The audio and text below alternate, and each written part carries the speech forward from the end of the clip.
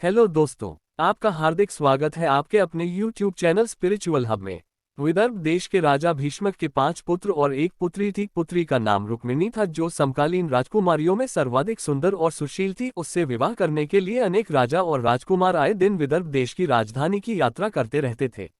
उन दिनों कृष्ण के रूप, सौंदर्य, गुणों और पराक्रम की गाथाएं समस्त भरतखंड में गूंज रही थी। राजकुमारी रुक्मिणी अपनी किशोरावस्था से ही कृष्ण के संबंध में सुनती चली आई थी, इसलिए उसके मन में कृष्ण के लिए एक विशिष्ट स्थान बन गया था। फिर जब वह युवती बन गई तो उसने अनुभव किया कि तीनों लोक में कृष्ण से श्रेष्ठ वर उसके लिए कोई नहीं हो सकता, इसलिए उसने मन ही मन कृष्ण को अपना पति मान लिया।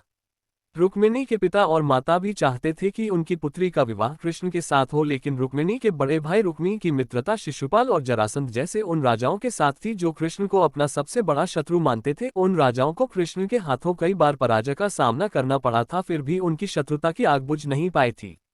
जब रुक्मी को ये पता चला कि उसकी बहन कृष्ण के साथ विवाह करना चाहती है और उसके माता पिता भी इससे सहमत हैं, तो उसने एक दिन राज्यसभा में घोषणा कर दी कि उसकी बहन रुक्मिणी का विवाह चेदी देश के राजा शिशुपाल के साथ होगा। इस घोषणा के साथ ही उसने अपने पिता भीष्मक को धमकी दे डाली कि अगर उन्होंने उसकी घोषणा का विरोध किया तो वह उन्हें राज सिंहासन से हटाकर राज्य पर अधिकार कर लेगा और फिर जबरदस्ती रुक्मिणी का विवाह शिशुपाल के साथ कर देगा। राजा भीष्मक को अपने राज्य जाने की तो उतनी चिंता नहीं थी जितनी चिंता अपनी प्रजा के कल्याण की थी। वह अच्छी तरह जानते थे कि रुक्मी के राजा बनते ही राज्य की वही हालत हो जाएगी जो शिशुपाल और बांसुर जैसे अत्याचारी और निरंकुश राजाओं के राज्य की है। ये सब सोचकर उन्होंने रुक्मी की घोषणा का विरोध नहीं किया।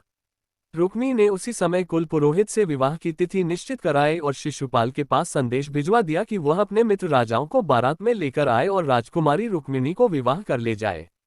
जब रुक्मिणी को अपने बड़े भाई की इस करतूत का पता चला तो वह बहुत दुखी हुई। उसने मन ही मन कृष्ण को अपना पति मना लिया था और यह आर्य कन्याओं के धर्म के विरुद्ध था कि जिसे वह पति के रूप में वरण कर ले, उसके होते हुए किसी दूसरे व्यक्ति को अपना पति बनाए। सोच विचार करने के बाद उसने अपने एक विश्वस्त ब्राह्मण को बुलाया और उससे कहा कि वह द्वारिका में कृष्ण के पास जाए और उन्हें ये संदेश दे दे कि रुक्मिणी वर्षों पहले से उनका अपने पति के रूप में वरण कर चुकी है, लेकिन उसका बड़ा भाई रुक्मी बलपूर्वक उसका विवाह शिशुपाल के साथ कर देना चाहता है। इसलिए कृष्ण आए और उसका हरण करके ले जाए। यदि वह न आए तो वह अपने प्राणों का अंत कर देगी। रुक्मिणी का संदेश लेकर ब्राह्मण उसी समय द्वारिका की ओर चल दिया और कुछ दिनों बाद द्वारिका में पहुंच गया। जब कृष्ण को उस ब्राह्मण द्वारा रुक्मिणी का संदेश मिला तो कृष्ण ने उसे वचन दे दिया कि भले ही शिशुपाल, जरासंध आदि राजाओं की विशाल सेनाओं से उन्हें भीषण युद्ध क्यों न करना पड़े, वह उसे उन सबके बीच से उठा लाएंगे। कृष्ण ने उसी समय अपने सारथी को रथ तैयार करने की आज्ञा दी और ब्राह्मण को साथ लेकर कुंडिनपुर की ओर चल पड़े।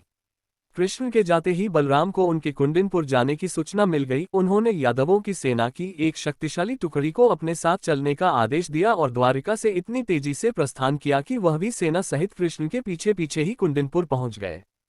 कृष्ण और बलराम के पहुंचने से पहले ही शिशुपाल अपने साथी राजाओं की विशाल सेनाओं के साथ कुंडिनपुर पहुंच चुका था। शिशुपाल के मित्र जरासंध, शाल, पौंड्रक, दंत, वकब और विदुरथ आदि अनेक राजाओं की कई अक्षौहिणी सेना बारात में सम्मिलित थी। विवाह के दिन सुबह ही परंपरा के अनुसार रुक्मिणी अपनी सहेलियों तथा अन्य महिलाओं के साथ गौरी पूजन के लिए नगर से बाहर बनाए गए मंदिर में पूजा करने गई। रुक्मिणी के संदेश वाहक ब्राह्मण द्वारा कृष्ण को इस बात का पता चल चुका था, इसलिए वह रथ लेकर मंदिर के पीछे पहुंच गए। पूजा करने के बाद रुक्मिणी जैसे ही मंदिर से निकली, कृष्ण ने उन्हें उठाकर अपने रथ में बैठा लिया। रुक्मिणी के साथ आए सैनिक देखते ही रह गए। जब शिशुपाल और उसके साथी राजाओं को रुक्मिणी हरण का समाचार मिला तो वे अपनी अपनी विशाल सेना लेकर कृष्ण को पकड़ने के लिए चल दिए। रुक्मिणी का बड़ा भाई रुक्मी भी अपने चारों भाइयों और अपनी सेना के साथ कृष्ण के पीछे पीछे चल दिया।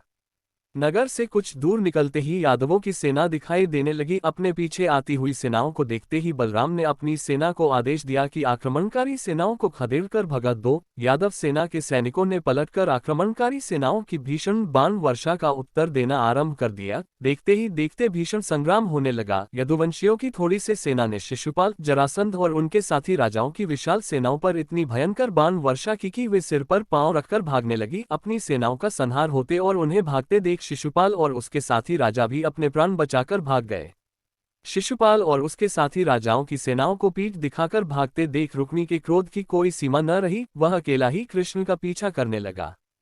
कृष्ण रुक्मी से युद्ध करना नहीं चाहते थे, लेकिन जब रुक्मी ने अपशब्द कहते हुए उन पर आक्रमण कर दिया तो विवश होकर कृष्ण को शस्त्र उठाने पड़े। उन्होंने पलक झपकते ही रुक्मी के रथ के घोड़ों और सारथी को मार डाला। रुक्मी भी उनके बाणों से घायल हो गया। कृष्ण ने तलवार संभाली और झपट कर रुक्मी को पकड़ लिया और उसी के उत्तरीय से उसके हाथ पैर बांधने के बाद उसके सिर तथा दाढ़ी मूछों के बाल जगह जगह से मूंद कर उसे कुरूप बना दिया। रुक्मी ये प्रतिज्ञा करके कृष्ण से युद्ध करने चला था कि अगर वह अपनी बहन रुक्मणी को कृष्ण के हाथों से छुड़ाकर नहीं लाया तो कुंडिनपुर में नहीं लौटेगा। बलराम के कहने पर जब कृष्ण ने उसे छोड़ दिया तो वह अपने बचे खुचे सैनिकों को लेकर एक निर्जन प्रदेश में चला गया और वहीं नया नगर बसाकर रहने लगा। कृष्ण रुक्मिणी को लेकर विजयी यादव सेना के साथ द्वारिकापुरी लौट आए, जहां विधिपूर्वक उनका विवाह रुक्मिणी के साथ कर दिया गया। धन्यवाद दोस्तों। अगर आपको हमारी वीडियो पसंद आई हो तो वीडियो को लाइक और शेयर करें और चैनल को सब्सक्राइब करना ना भूलें।